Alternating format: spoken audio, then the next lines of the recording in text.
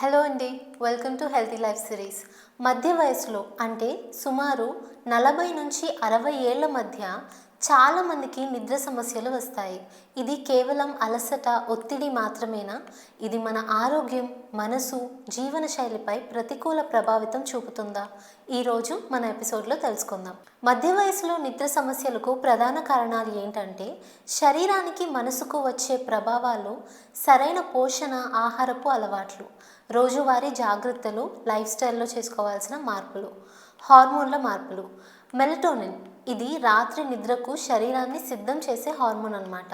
ఇది వయసుతో తగ్గుతూ వస్తుంది.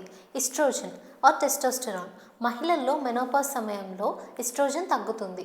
పురుషుల్లో టెస్టోస్టెరాన్ తగ్గడం నిద్రను బాగా డిస్టర్బ్ చేస్తుంది. సర్కేడియన్ రిథమ్ మార్పులు.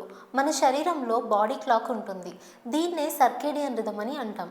మధ్య వయసులో సమయానికి నిద్రపోవడం, సమయానికి ఉదయం లేవడం కష్టమవుతుంది.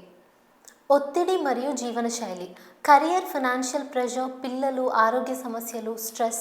దీనివల్ల కార్టిసోల్ హార్మోన్ అంటే ఇదొక స్ట్రెస్ హార్మోన్ అన్నమాట, ఎక్కువగా రిలీజ్ అవుతుంది. దీనివల్ల డీప్ స్లీప్ తగ్గిపోతుంది. నిద్రలేమి వల్ల పలు ఆరోగ్య సమస్యలు ఉత్పన్నమవుతాయి. హై బీపీ, షుగర్, హార్ట్ సమస్యలు, రాత్రి అసౌకర్యం, తరచూ మూత్రానికి వెళ్ళడం, నొప్పి కారణాల వల్ల నిద్ర డిస్టర్బ్ అవుతుంది. జాయింట్ వెన్ను నొప్పి, అసిడిటీ రిఫ్లెక్స్, నైట్ టైం అస్వస్థత, స్లీప్ ఆప్నియా అంటే రాత్రి నిద్రలో సరిగా శ్వాస తీసుకోలేకపోవడం. ఇది ఎక్కువగా మధ్య వయసు, ఓవర్ వెయిట్గా ఉన్న వారిలో కనిపిస్తుంది. ఆక్సిజన్ సరైన మోతాదు అందకపోవడం వల్ల మధ్యలో పలుసార్లు నిద్ర డిస్టర్బ్ అవుతూ ఉంటుంది. అంతేకాకుండా అధిక మోతాదులో మందులు వాడటం వల్ల అంటే బీపీ కోసం కానీ, హార్ట్ రిలేటెడ్ కానీ, డిప్రెషన్కి సంబంధించిన మందులు వాడటం వల్ల స్లీప్ ప్యాటర్న్ అనేది డిస్టర్బ్ అవుతుంది. ఇవన్నీ మధ్య వయసులో నిద్ర సమస్యకు కారణమవుతాయి.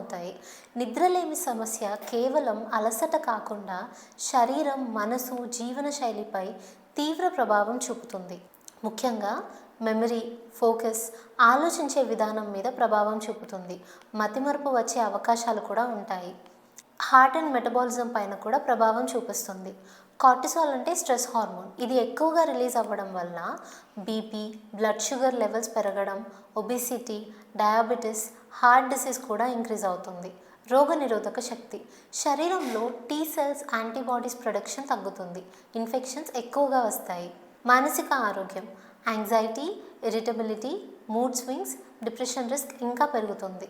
తినకుండా ఉండవలసినవి, తీసుకోకుండా ఉండవలసినవి ఏంటంటే కాఫీ, టీ, ఆల్కహాల్, మద్యపానం, హెవీగా ఫ్రై చేసిన ఫుడ్. ఇవి డైజెషన్ను స్లో చేసేసి నిద్రను డిస్టర్బ్ చేస్తాయి.